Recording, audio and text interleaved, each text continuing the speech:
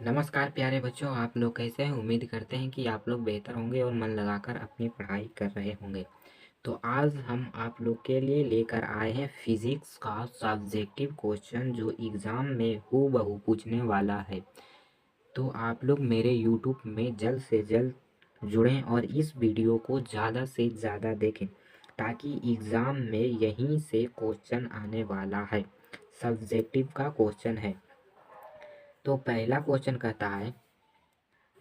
Question है कि flowing का बामहस्त नियम को लिखें। फ्लोविंग के जो बामहस्त नियम है उसको हम लोग किस तरह लिखेंगे कि एग्ज़ाम में हमें 5 अंक मिले। कितना?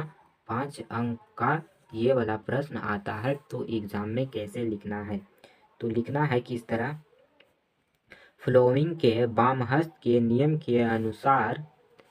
के अनुसार अपने बाएं हाथ की 3 अंगुलियां, मतलब अपने बाएं हाथ की 3 अंगुलियां तर्जनी, माध्यमा और अंगूठा तीनों एक दूसरे के लंबवत इस प्रकार फैलाएं कि तर्जनी चुंबकीय क्षेत्र की दिशा और विद्युत की दिशा को बतलाता हो, अंगूठा चालक पर लगे बल की ओर बतलाता हो।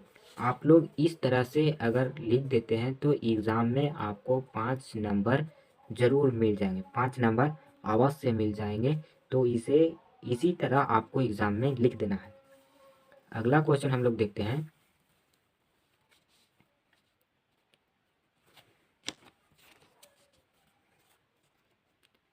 दूसरा क्वेश्चन है कि प्रकाश के परावर्तन के कितने नियम हैं, कि इससे किरण आरेख में दर्शाएं। इस तरह से एग्जाम में क्वेश्चन पूछता है कि प्रकाश के परावर्तन के कितने नियम हैं और इसे किरण आरेख में दर्शाएं। तो प्रकाश के परावर्तन के 2 नियम हैं। इस प्रकार पहले लिख देंगे, प्रकाश के परावर्तन के कितने नियम हैं, तो 2 नियम है। पहला नियम है कि आपतित किरण, परावर्तित किरण और आपतन बिंदु पर डाला गया अभिलंब तीनों एक ही तल में होता है। किसमें होता है?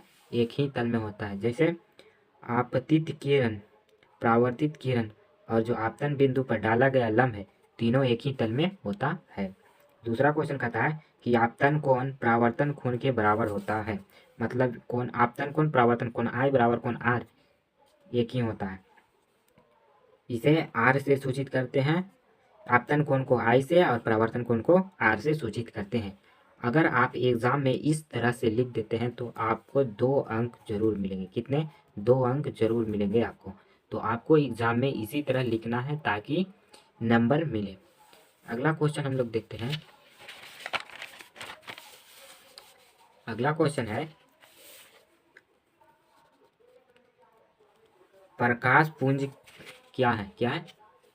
तीसरा है कि प्रकाश पुंज क्या है, ये कितने प्रकार के होते हैं। तो प्रकाश पुंज कितने प्रकार के होते हैं। तो प्रकाश पुंज पहले क्या लिख देना है, प्रकाश पुंज इस तरह से लिख दीजिएगा। उसके बाद लिखना है कि प्रकाश के किरणों के समूह को प्रकाश पुंज कहते हैं। प्रकाश पुंज किसे कहते हैं, तो किरणों के समूह को प्रकाश पुंज कहते हैं। प्रकाश के किरणों को समूह को प्रकाश पुंज कहते हैं। प्रकाश पुंज कितने प्रकार के होते हैं, तो 3 प्रकार के होते हैं। ठीक है, कितने प्रकार के? 3 प्रकार के। पहला है समांतर किरण पुंज, दूसरा है अभिसारी किरण पुंज और तीसरा है अभिसारी किरण पुंज। अगर आप इस तरह से लिखते हैं तो एग्जाम में भी आपको 2 अंक जरूर मिलेंगे। कितने? 2 अंक। तो इसे आप लोग जरूर याद कर लें ताकि एग्जाम में ना भूलें। अगला क्वेश्चन है चौथा कि प्रकाश वर्णपट क्या है। प्रकाश वर्णपट क्या है, तो प्रिज्म के बाहर स्थित वैसा पर्दा जिस पर 7 रंग प्राप्त होता है। प्रिज्म के बाहर स्थित वैसा पर्दा जो 7 रंग प्राप्त होता है, वर्णपट या स्पेक्ट्रम कहते हैं। ठीक है, इसे भी याद कर लें क्योंकि VVI है, इम्पोर्टेंट। मैंने जितने भी क्वेश्चन आज आप लोग के लिए कराया है वो सब इम्पोर्टेंट है। लेंस सूत्र क्या है, तो लेंस में फोकस दूरी F, बीम दूरी U और प्रतिबिंब दूरी V के बीच का संबंध को लेंस सूत्र कहते हैं। लेंस सूत्र बराबर 1/F बराबर 1/V - 1/U होता है। ठीक है। तो आप लोग हू बहू मेरे जैसा लिखिएगा तो ही एग्ज़ाम में आपको नंबर मिलेगा, वरना आपको नंबर कट भी सकता है। और इस क्वेश्चन को आप ज़्यादा से ज़्यादा याद करें ताकि ये एग्ज़ाम में आप अच्छी तरह से लिख सकें। अगला क्वेश्चन हम लोग देखते हैं कि आवर्धन किसे कहते हैं। आवर्धन किसे कहते हैं, वर्णपट करें, वर्णपट करें। आवर्धन पहले क्या लिख देना है, तो आवर्धन आप लोग एग्जाम में 2 पेन का यूज करेंगे, ठीक है। कितने पेन का, 2 पेन का, ब्लैक और ब्लू, ठीक है। यह एक होता है बॉल पेन, उसका यूज करेंगे तो भी बेहतर होगा।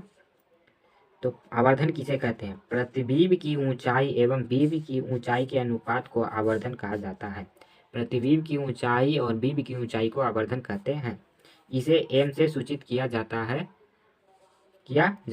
आवर्धन एम बराबर प्रतिबिंब की ऊंचाई और बिंब की ऊंचाई। अगर आप आवर्धन लिखते हैं तो उसका फार्मूला भी नीचे लिखिएगा, तब भी 2 अंक आपको मिलेंगे, नहीं तो 1 अंक इस फार्मूला को काट लेता है।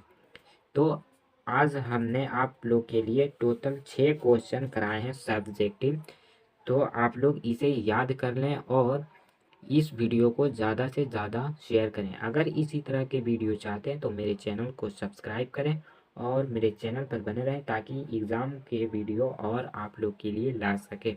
फिर मिलते हैं अगले वीडियो में, तब तक के लिए जय हिंद जय भारत।